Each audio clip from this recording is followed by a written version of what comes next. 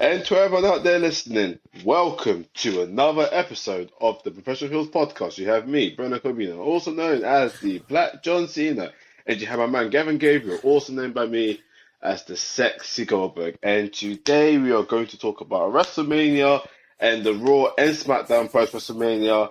And I'm just going to go for a little shoot. I told Gabriel I'll do a little shoot, but I'm just going to tell you guys right now, right? I'm going to tell you right now, I want the camera to look me in the face. I couldn't have been any happier that Roman Reigns won. Just, I could not have been any happier that Roman Reigns won. I thought to myself, will WWE have the balls to do it? Will they have the cojones to do it? Would they actually do it? And they did it. And every freaking internet nerd out there was like, Cody lost. He was the chosen one. You ruined the WrestleMania moment. Shut up, man. Shut the fuck up, man. Shut the hell up, man. I'm not hearing it. I told everyone the story. I said, no, Roman Reigns needs to win. Everybody knows WWE loves statistics, so he's gonna break the 1,000 days anyway. But you guys want this. This is why I hate fans, right? They will say Cody, we need Cody to win. Cody wins. He doesn't lose. He doesn't struggle. And then it comes to a point where he wins all the time. Then fans get upset that he's winning all the time. And then he just got pushed into the main event and blah, blah, blah, blah, blah. The fans only wanted Cody Rhodes to win because they're so desperate for a babyface. And they want someone to overthrow Roman Reigns. And Cody Rhodes was a new big thing. That's why. I don't care what anyone says. I've argued with a lot of people about it. People are like, oh my god, I never knew the Black Cena was such a prick. Shut up! Shut up! Oh. Shut up! I'm done. WWE, prophecy. well done. Carry on, man. I felt good. Oh my I God! felt good. The icing on the cake Okay. of So a happy. very solid 2-day Mania. Agreed. I personally think the first day was a lot. Oh yeah, first it was way better. Yeah, definitely. From results to matches to surprises to Yeah. I just feel the whole shebang. If day 2 had happened before day 1, I'd have thought day 1 I'd have been like, well, that was okay. That was a good card. It was nothing to cry home about. But 100%. then having the first day be the second day, it would have been like, oh wow, that day was awesome. Yeah. Like I would have felt like if it had gone in that order, it would be a very memorable WrestleMania for years to come. 100%. Because it went the other way, I feel like the last thing you remember is the last thing you're gonna, leave an impression on you. Yeah, definitely. Definitely.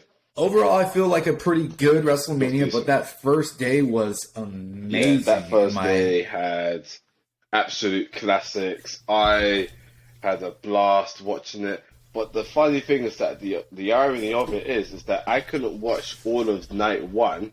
So what happened was I watched the Fury Austin the Fury Cena match, and then I watched 2 more matches. And in the UK it's like on at 1 a.m. Dude, that was just shattered. Yeah. I said I can't do it. Like even though it was on a Saturday night, I was like, dude, I just can't. I just went to sleep. But what I did, right? I remember this very well. I put my phone by my bedside and kept the thing on, right? Because I always know that no matter what, I've done this for many pay-per-views in the past, I somehow wake up to the main event. I don't know how. Okay. I don't know how. It is always towards the climax end of the main event. I don't know what it is. If my body's just got like a crazy body clock where I just know when something peak's gonna happen in the main event. It happened for the Clash of the Castle event. It happened for SummerSlam. It happened for Mania years ago. Mania 31. It's always happened, right? So I missed night 1 a bit, but I saw it because I was when I woke up. I kind of rewinded it anyway. Looked through everything. I was like, flipping out. That was a good card. But night one, great. That was freaking amazing.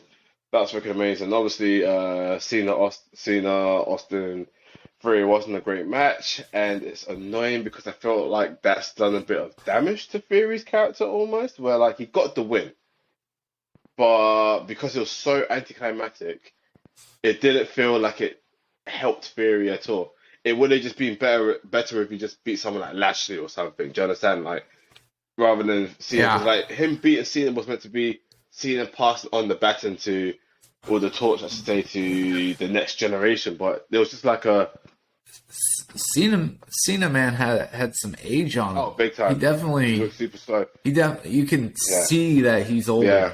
Yeah, definitely. From the hairline to the man looking pale white. Yeah. Maybe it's because I'm so used to the black John Cena, but he just looks so white and pale and just like he's entering that older wrestler phase. Like he's clearly out of his like peak. Yeah, definitely. You could tell like from like the muscle on his body, like it had that sort of age, like, and it was almost a sad bit of like reality setting in that this is like who a lot of this generation grew up on, and to see them hit, this is what, the generation before us thought when, Hogan and Flair hit that same area where it kind of set in that you're witnessing their last half dozen matches. Yeah, no, definitely. And I always feel like it's something that you just don't want to happen. Shawn Michaels, you saw it happen with The Undertaker. I saw it happen like, wow. With Cena, it's a bit hard because, Cena is, 46, right? He's 20 years older than me. Yeah. So 45, 46. And it's a thing where it's not an old age. Because you have people like Sheamus who are 45 and still absolutely killing it. You have people like Finn Balor who's 42, 41. He's still killing it. Bianca Belair is 35, 34, and she's like at the top of her actual peak in terms of like her ability, her physique, and just her general athleticism. So that's, when you really consider it, you think John Cena's 45, 46. You're not old.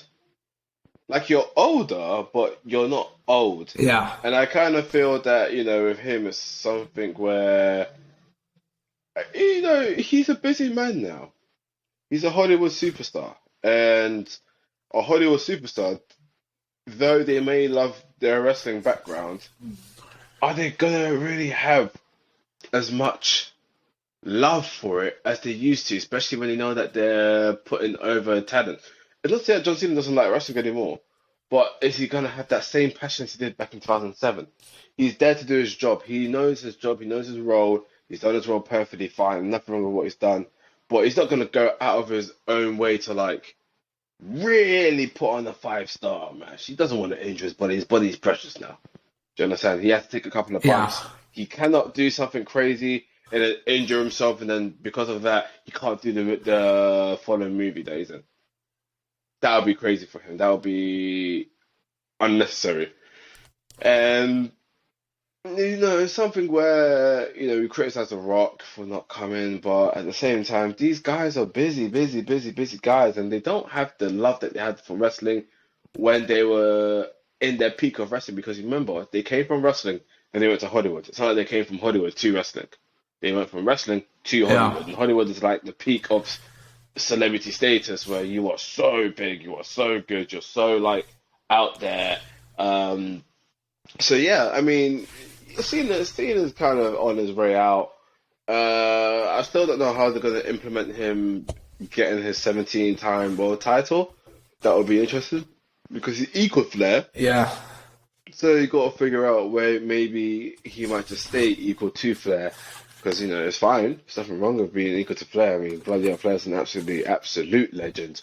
But I think right now it's just something where we have to really consider what's going to be the future for John Cena. And I don't see him being in WWE as he barely as even a part-time wrestler. Like, maybe someone who comes, does like a special match, then leaves, and that's it. Like, like an Undertaker sort of role, almost. Yeah. So yeah. Interesting moving forward. Speaking of Hollywood, though, Seth Rollins and Logan Paul put on. I was waiting for that match. Yeah. One of the better matches of the night on a night that I feel like all the matches, the Theory Cena one was definitely no way. What we kind of knew, but yeah, the women's 3v3 match wasn't anything crazy, but again, it's kind of what we expected of it. It's never going to be a great match. I don't even remember who won it. And was it Navorga's group? No. Uh, Ronda Rousey's group. Ronda Rousey, I think. And I was talking about the other one too, and then but the same thing with that one, like it was. See. Yeah, it was the Becky, Lita, and Trish. Oh yeah, that one. Yes. That one was a good match. Nothing crazy about it. Trish looked pretty good in the ring. Lita, definitely, you can see her age catching up with her. I see the next people to challenge. We kind of talked about this. I think the next team that challenges them will probably dethrone them for the titles. But they have to. The men's fatal 4-way tag match. Actually, I think like the later half of that might have been the best straight part of action through the night, with all the big guys hitting the top rope spots, Braun getting truck sticked. They hit finisher. Gable hit the crazy German on Braun. And so early in the card, in a spot where people probably thought, I think I'll even admit, I kind of was like, okay, this is the bad break match. It's break. But it actually kind of was up there. It was definitely a hot match. The energy levels high. It was definitely an underrated match on the card, and what I really loved about that match, especially, I don't even remember what I was asleep for, because I feel like I watched everything. But from that match, Titus O'Neil was so hype, and I freaking loved that.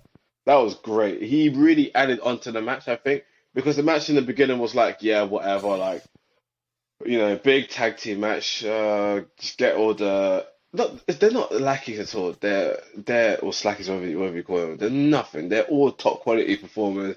But in such a big card in WrestleMania, you're just kind of like, whatever. And that's it. I don't want to say it really felt like that at the beginning, but it wasn't feeling like anything special until the second half of the match came. And that's when it became really special. Where it's like, do you know what? This is a good match. And Titus O'Neil on commentary added towards the hype, because there's great spots in many matches, but I feel that with certain commentary, if you don't hype it up or you don't have the right commentary team for it, it's not going to be seen as that it's not going to be seen as that good. It'll be seen as a little bit lackluster, even though there's a great spot. It's just that's a great spot rather than that was a great moment. Do you see what I mean? Because the commentary adds onto the spot, making it into a moment. That's the thing. So it was a good match. That was a good match, and I enjoyed it. I know Ricochet took it was solid, but who won? Street Profits. They won? Yeah. I know Ricochet was one of the pin. I'm pretty sure he was. If I'm correct. To me, my after hitting like 3 or 4, backflips. Yeah. That guy doesn't get enough credit. He's just saying in an interview how it's like it just becomes the standard of like what to expect from that level of wrestler. And then so when they do it, it's just like normal to us. Like you get numbers. Yeah, definitely. But amazing match to all the competitors. We had a KSI cameo during the Logan Paul match. Yeah. He actually ate a frog splash, which good on him on through the table. But at the time it looked like it was just like a fun little guest spot, because there was not a rumor, I think pretty common knowledge, that it was the last date on Logan Paul's contract. But now a week later, there's actually rumors going around that he re-signed, which is good. Good on him, because he said he says he's having fun. He's loving what he's doing. He is making an excellent addition to the locker room. And I think he's started to earn the respect of a lot of people in the industry. Definitely. So good on him. Definitely. Very good on him. Maybe we'll see KSI wrestle alongside him. Yeah, that would definitely happen. Him, KSI, that'd be fun. Seth Rollins, fucking killing it again, as usual. Nothing new there. Yes. The women's title match.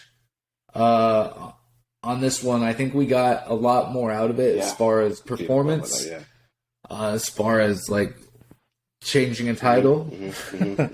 And I think it is being, like by the Wrestling Society rated as a really top tier women's match, being the Rhea versus Charlotte. Yeah, I'm not sure if I'm correct, but I believe it's the longest women's WrestleMania match. I think, or longest women's single WrestleMania match. That was an amazing match, because that match came into the card with some heat. It came into the card with some heat because they were thinking of making that the main event. Good choice that they didn't make it the main event, by the way. Good choice. And Charlotte had the interviews and so on and so forth, and there was just heat towards it. And because there was heat towards it, I don't think people were super excited for it because there wasn't a story. The storyline wasn't great. There wasn't much of a build up as well. It was just essentially Rhea Ripley faces Charlotte Flair, who came back after months out and won the championship, and now they're in a WrestleMania match that they've had their promos, but the promos don't really mean much, especially if people don't. I feel like it didn't really tap into the idea that when Charlotte won the Rumble, she challenged Rhea on NXT. Yeah. Like a lot of this that I guess from like a kayfabe standpoint, it's trying to imply because Rhea's with the Judgment Day, so she's this new mommy, darker heel character. Mm-hmm. So I don't know if they're trying to refer to it as like this is her character now, and that's not who she was. Yeah, then. But they didn't even make much callbacks to the fact that Charlotte and Rhea have had quite a rivalry. Yeah, and that's the issue. Few years. Because they had a rivalry, and their rivalry was pretty good. But this is the issue because it was on NXT. No one gave a shit. Like the top wrestling fans. That's fair, yeah. But when you're talking, especially with WrestleMania, we have to talk about the casuals. And people know that they hate, they don't like each other.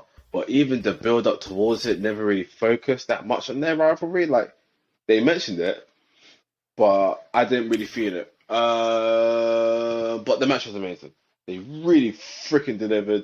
That last spot with Rhea's finisher from the top rope, 10 out of 10.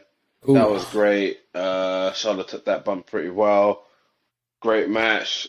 You can see after the match as well that Charlotte was visibly happy with Rhea having a WrestleMania moment.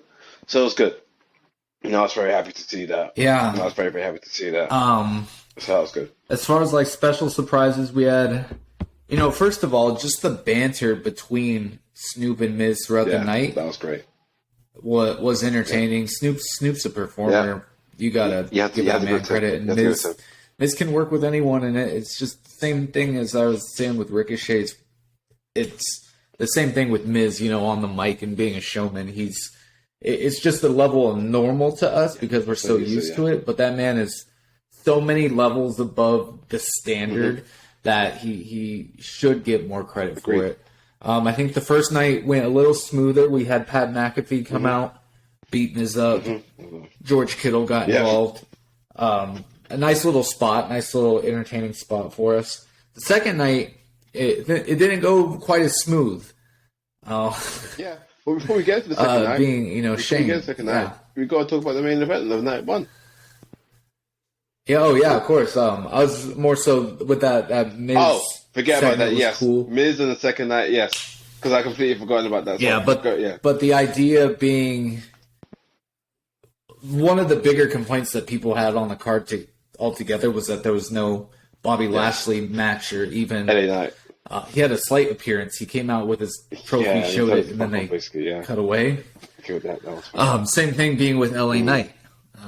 Couple spots maybe in the second night when we kind of touch on it now. We'll talk about it. But the first night main event, probably the most heartfelt. I felt more attached to this being such a long story, long time coming. Yeah. It felt a little more at heart for me than like the Daniel Bryan did one. I definitely got it tugged at my heartstrings for Kofi, but I think this one, the Sammy Kevin too, but like I think everyone knows like Sammy's moment with the bloodline. Long time coming, crazy good match. It's funny because you want to know what I think I said it in a few episodes back, right? But I kind of felt that it would have been. I wasn't super excited for Sammy to then just go for the tag titles after being so heavy on the bloodline and making that storyline even better, because Sammy really helped towards that story, right? And obviously, I don't know if I wanted him to win the Universal Championship, but I was thinking he's got to come out with something big. But I was worried that, the him going for the tag titles would have just been like a here, damn, just take it moment. But Yeah. that match proved me wrong in every single way possible. It was the perfect ending. It was a 10 out of 10 match. It was absolutely amazing. They did it correctly. They did it fine. They proved me wrong. Because I wasn't even criticizing the match. Because the match, when I was watching, I was like, oh, that actually has a certain feel to it. Like a certain special big time match. And I was like, yeah, do you know what? That's massive, actually. I'm really liking this. And then the storytelling towards the very end of the match was absolutely perfect. I cannot complain. I cannot suggest anything else. I was incredibly happy with it. That even got me a bit emotional. The near falls. And I wanted to be a hater. I wanted the Usos to win. I wanted the Usos to win just so I can be a hater. But that was beautiful. The bloodline's going nowhere. Loved it.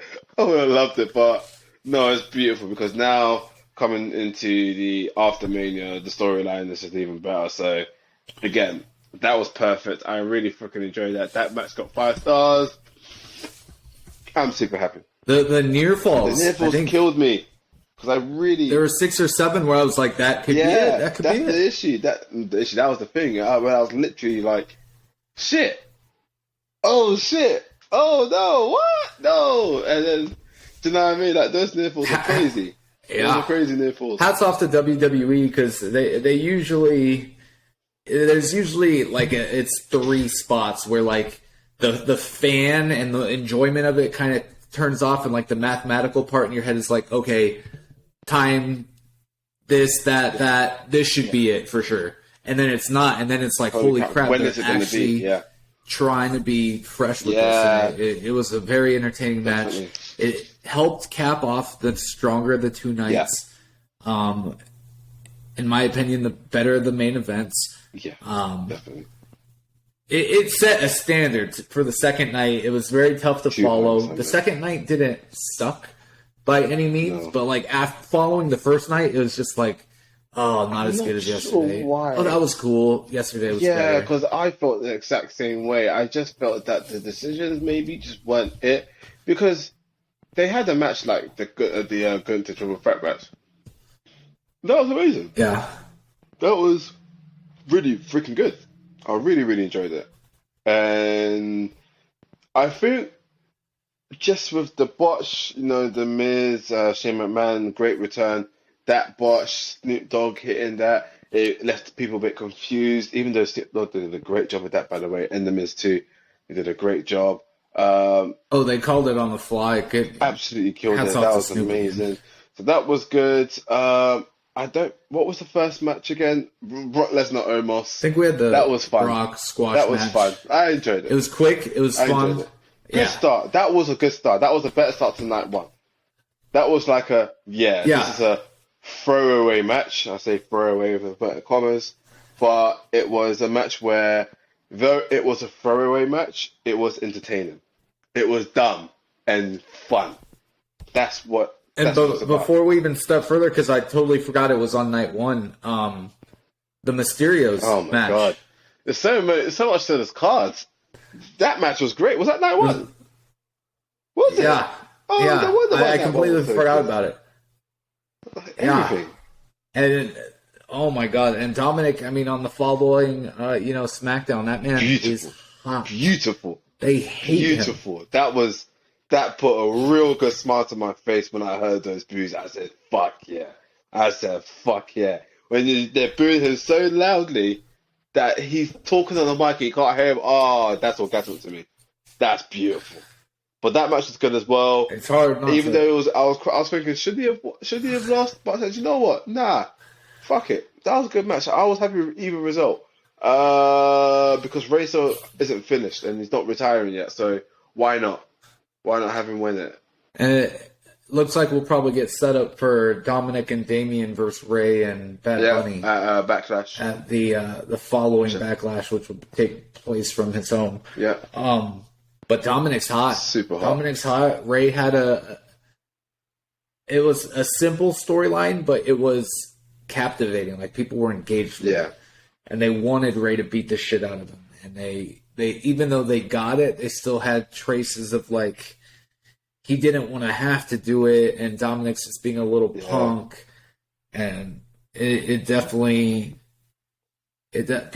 Dominic's winning people over. Yeah, that belt spot as a heel, as this character. That belt spot was great, by the way. Yeah, so good on him. Apologies for forgetting. Yeah.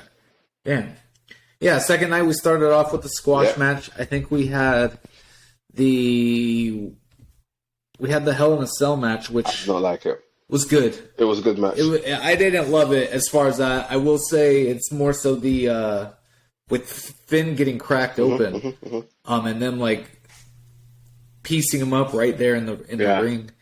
And then there was reports came out that actually he had something else that he needs to be getting and he still performed. It was good. It was obvious that there was a reason that there wasn't a little bit more to the match, but a solid way to cap off this rivalry, the two of them. I still feel hats off. I feel like Finn should have won it, to be honest. Only because he was a demon. And I don't like how the demons lost to Edge. No offense to Edge. But Edge is not it's not 2008 anymore. It's 2023. And I felt that Edge winning, did he need to win? Because if we're going for the the notion that the Judgment Day are like really strong and they're powerful, and Rhea is the champion of the women's champion and Dominic is the next big thing, then surely Finn should be one of the top people, right? That should be like going towards fighting for the world titles here and there, and he lost to Edge.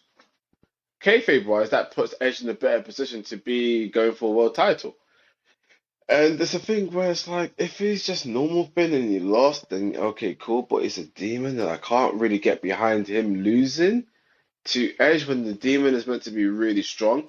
It was a decent match in general, but I'm not really happy because it's like a bit damaging to Finn. But then again, I don't really care. Yeah. So. No, I was saying, I completely agree with you. But the triple threat was right where we called it. Awesome match. Gunther, awesome fucking match. Sheamus, Drew. It was big medium man slapping me, bumping me. Fucking hell, bruv. You know what I mean? Oh man, I love that shit. Gunther retained, which was. I think a lot of people thought Sheamus would get it. I still think he will eventually. But a little bit of a surprise that they had him retain. Yeah. He's killing it, and he's making this title relevant, so I'm cool with that. I just thought, and if they had taken it off him here, I thought it would be so they could move him up. But I guess being with Roman retaining, there's no reason to have someone else move up. Yeah, we see that reasoning, and I feel like the WWE wanted to break the Tony, what's his name again? Honky Tonky Man? Which one? I see like the guitar guy. The guitar guy. Oh, Elias. No. Honky Tonk Man. Honky Tonk. Yeah, see, I knew I was right. Honky Tonk Man or Honky Tonky, whatever he's called it. The Honky Tonk Man. Yeah, they want him to beat his title reign. So or his his records. So once he does that, then he's going to lead up to Sheamus. Probably in SummerSlam, that would make sense. Probably a stipulation where like no one can be in the ring other than those two, and bam, that's it. Sheamus just wins cleanly. Gunther just says "fuck you" and then whatever. I don't know what happens, but that match was great. I really freaking enjoyed it. The last spot was amazing.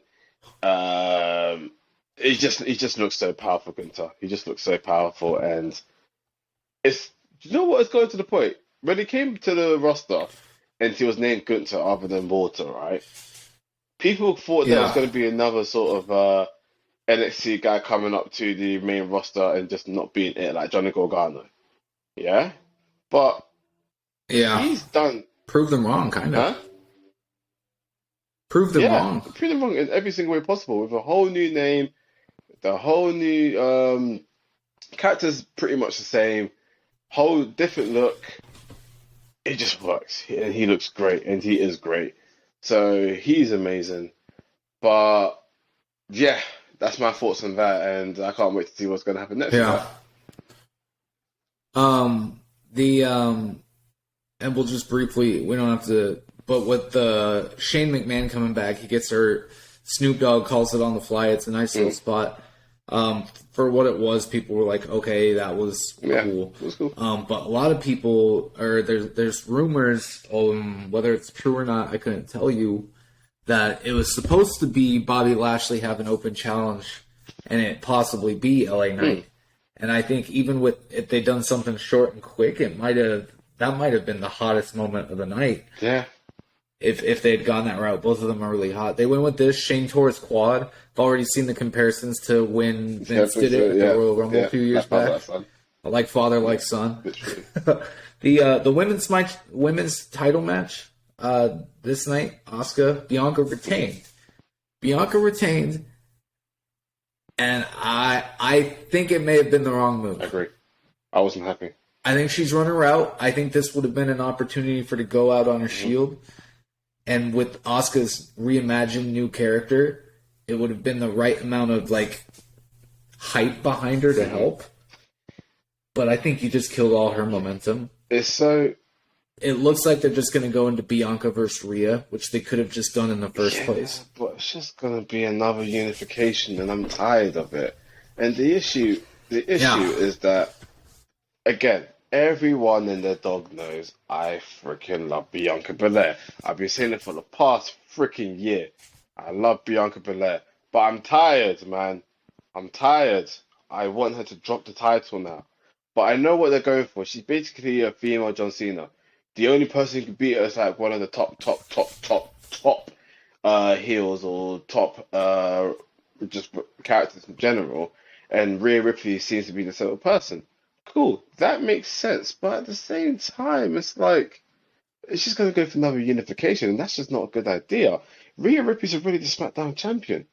So what's going on here? And they're going for the draft. So what's actually going on here? Do you understand? It's just all confusing. And how logistically, how's that going to work? So I didn't want to think about that, but I wasn't really happy with that match. I feel like it was a good match. It was decent. There was good spots, but with the way Bianca just retained, I was just kind of like, you gotta be kidding me. Come on, dude. You don't want to kill Asuka. She needs to have a sort of reign where she's seen as super powerful. Listen, when she first came to the WWE, no one could beat her, and then until Charlotte beat her, remember she was undefeated, and then that was that. It was just downward spiral. It's downhill since. And it's what's going on now? Asuka was meant to be she's the Empress of Tomorrow, one of the top female superstars out there. Why is she losing like that? I know she's heel, but I can't. And I know it's Bianca Belair who's basically the female John Cena, but at the same time, I don't know. I can't really fully get behind it almost. It's a thing that's Bianca Belair is good. She's very good. She's amazing, but why does she retain it when I don't feel like she doesn't need to retain it? What's going on here? She got her moment last year. Perfect. Figures, if I'm right, it was in her hometown or one of her hometowns. I don't know. Because she had it against Sasha Banks as well. She had a moment. Great. Well, what's this about now? I'm gonna bitch and I'm gonna complain because I don't get it now, man. I'm tired. But whatever. Moving on, man. I'm right there with you. Whatever, man. The main title match. Yeah. Roman retained. That's right. Under controversial fashion. Yeah. Roman. My tribe. I'm not mad at them leaving the entire show on a twist that a lot of people didn't want, and that a lot of people didn't see coming. I thought the same thing if they'd have had Daniel Bryan not win at the end would have been nuts. Yeah. So it's something that I'm not mad at the decision. Yeah. It was a good match. But someone pointed it out to me. Roman has not won a clean That's what match pissed me off. That's the only thing in that's pissed me a off. fat minute. In a very fat minute. You are right. He has not won a clean match in a very fat minute, and it's jarring. It's annoying to me because it's a thing where it's like, dude, my tribal chief, you don't need to keep getting bailed out. Like, why? Every time. Yeah. That's the annoying thing. You are the tribal chief. You are the greatest modern day champion we've ever seen. Why can't you just show, fuck this Cody guy. I am the tribal chief. I don't need anyone around me. I'm going to defeat him all by myself, and you do it. And you show people why you are the freaking tribal chief, why you are the man, why you are everything. That's the only thing I'm pissed off about. Because to be honest, he didn't need Solo Sikoa. It's just another dried out storyline that happened the same time with Drew. It's always been the Usos coming to help, and then it changed with Solo Sikoa helping, and now the Usos aren't in, it's back to Solo Sikoa helping. Like, even though Solo Sikoa got ejected, and it's a thing where it's like, you don't need that to happen every time. Because when Roman eventually loses, right, it's going to be a thing where he loses because his team's going to help him. Then it's going to be a thing where it's like, oh, he was only champion for all those years because he had people bailing them out. And it's like, Roman is a heel. And he's a bit of a cowardly heel, but he's also a very powerful heel. So, I get it. Like, you're the cowardly heel when it's the last ditch moment. But if you just want to, like, crush everyone's spirit and crush Cody Rhodes, you defeat him cleanly. That's when you show you are the tribal chief. You're the freaking tribal chief. But nonetheless, I fucking marked out anyone anyway. I was fucking delighted, mate. I was so happy. So happy. I'm still happy about it Thursday. It is definitely a where do we go from here? And it looks like they're gonna start making the chinks in the armor of the bloodline, and it may be a very slow. Yeah, it's gonna be slow, man. It's really showing up pretty well. But I think we need to see what the payoffs we've gotten so far. I think we need to just let it ride out and let it do its thing. No, the story. Some people are concerned with the WWE selling to Endeavor and being that in a similar platform with UFC. Cut out. Investors are going to want to see consistency, and they want to see the very top product. With Triple H being so new and unproven, and Vince possibly being back in the fold, the behind the scenes may be what helps or doesn't help direct the future in the next year or so of what we get as a product. If Triple H continues to stay in charge, I see the bloodline slow burn being a payoff with it being either Jay or even Solo being the one that finally dethrones him. It has to, I feel like it has to come from within. Like, I feel that people want Cody to win, but the issue with Cody is that people just, again, as I said at the very beginning of this episode, I think people just want Cody to win because they're dying for a new babyface and they're dying for someone to dethrone Roman Reigns. In reality, Cody Rhodes shouldn't be defending Roman Reigns just yet. I'm so sorry. People can scream and they can shout about, oh, he's gone through hardship outside of the WWE, and you can't ignore that. I agree. You cannot ignore it, just like people did not ignore it when Drew McIntyre came back. But the issue is that he's just gone straight to the main event. And I'm not having it like he's been wrestling for 2 months, beat Seth Rollins clean 3 times, then out for 7 months, is number 30 in the Royal Rumble, wins it. He should now beat Roman Reigns. Fuck off. Roman Reigns is the best champion of all time. We've seen this. It's not like another. It's not like there's a random champion like I don't know, Seth Rollins or whatever. It's Roman Reigns who's been at the top of his game. So if anyone's going to dethrone Roman Reigns, it has to come from within the bloodline, where the story ends with the bloodline, and I believe it has to be Jay. It really has to be Jay. And what's going to happen, as I'm seeing, we're going to go in towards briefly talking about Raw right now after Mania. We're seeing that with the Usos, that they are essentially becoming the faces, or they're becoming faces to an extent because Roman Reigns doesn't want anything to do with them. They're trying to meet him, they're trying to talk to him, he doesn't want anything to do with them. That's going to be a thing where they eventually turn on him because they can't deal with all the gaslighting and all the bullshit that he's doing. So that's going to be fun. And I really feel that the break has to come from Jay. People may not like it, but storyline wise, it needs to come from Jay. It has to. But yes, continue. But that's come from Jay. It doesn't need to be the most. It doesn't need to be, but he needs to be the person who takes that step and that puts his foot down and is the big event that leads to the eventual downfall. Agreed. 100%. 100%. And there's, with so many moving parts, Cody's now a part of this.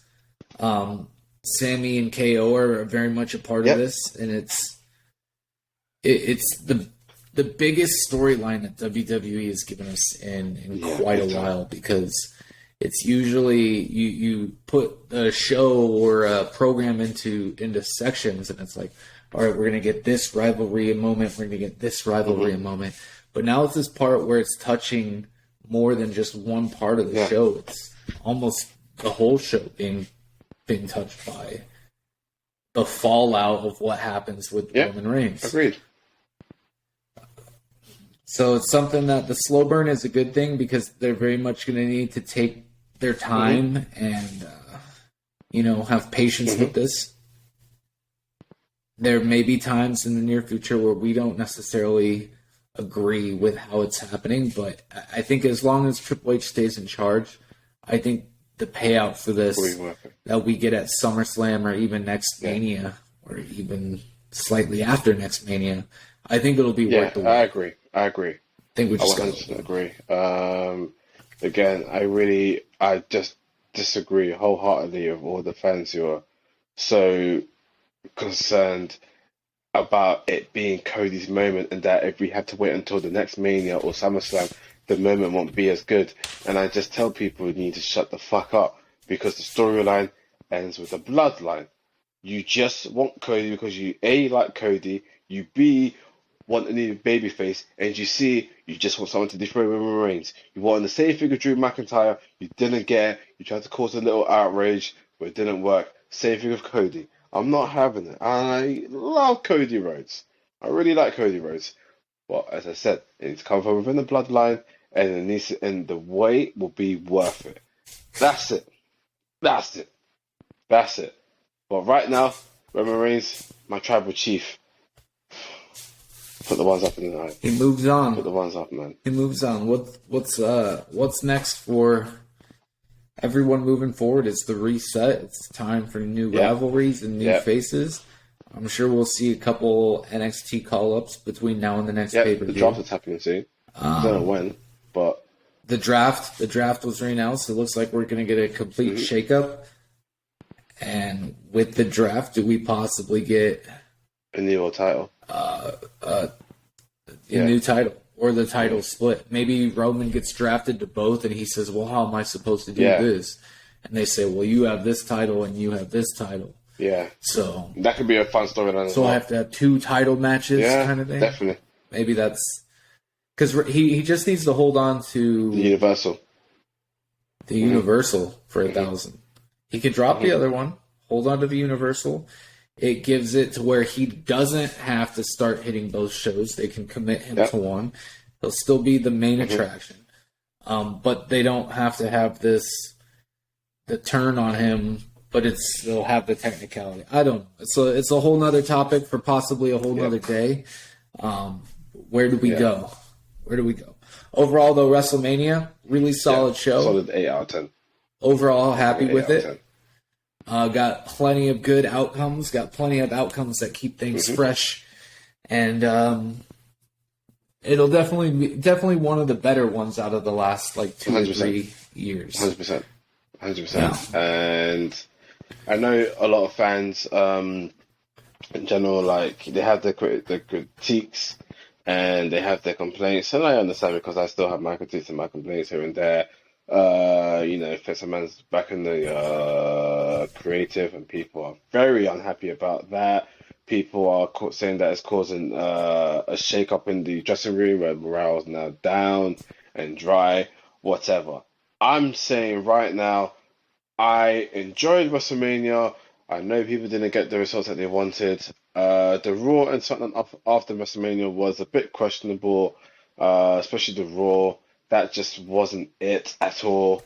And I feel like they really need to ensure that they can still keep the hype up coming into the next week, because it will die down a little bit within the next month. It will die down. So when it dies down, you need to ensure that it's not completely dead and that it's still coming up where there's still things to look forward to, especially post Backlash. So that would be cool. That would be something to look forward to. But in general, I'm pretty satisfied. I feel like both nights of WrestleMania were good. Obviously, night one was a lot better than night two. If I'm to be giving both a rating, I'll give night one a 10 out of 10, or a 9 out of 10, so I should say. And then I'll give night two a 6.5, 7 out of 10. And going from there, I think it was good. Triple H delivered it pretty well. Now we've got time to see what's going to happen with return of characters like Randy Orton, now that Matt Riddle's back, and all these things. So there's things to look forward to. I feel like the general feeling right now is pretty negative because night two wasn't what people wanted it, and Vince McMahon's back. But I'm just saying, give it a month. People, give it a month. Let's see what they can do. Triple H is still heavily impacted on the creative and just the general booking. So we shall see. I'm not giving up, and I have pretty positive hopes, and I'm not gonna allow what the internet wrestling community say, because to be honest, they're just freaking toxic as hell anyway. They always complain so much shit about them, quite frankly. That's that. That's me. Oh, I agree. Until next time. Do you have anything else to add? I'm chilling, bro. I think done. we're good. So that's the thing. So this guy again. Thank you all again for listening to another episode. I have shooted everything out. I have done a lot of shoots. People are gonna see me as a heel Cabina now. Do that. I don't care. I don't care if you see me as heel. I love it. In fact, it gives me more motivation to keep thinking that. But we've got some episodes to talk about. We've got some guests that we can bring onto the show as well. We can have a few episodes on fitness if people want a break from that, because I feel like we can definitely focus more on fitness now that wrestling's going to enter a bit of a dry period. Summer's coming up. People want the summer bodies. So I'm happy to have a few episodes away from wrestling where we can talk about fitness. I can talk about fitness for days. I'm a master at it. So that's that. But listen, guys, again, thank you all for your support. We're very, very grateful for everyone who's been constantly listening, downloading. We've been getting more downloads recently, and I'm loving it. More listeners recently, and I'm loving it as well. So again, I really appreciate your support. I'll be putting it all over my Instagram and my Twitter. I should put it on my TikTok as well. So yeah, the more the merrier. And again, thank you all for listening to another episode of the Professional Heels Podcast. You have me, Rena Corbino, also known as the Black John Cena, and you have my man Gavin Gabriel, also known by me as Sexy Goldberg. And on that note, we bid you adieu.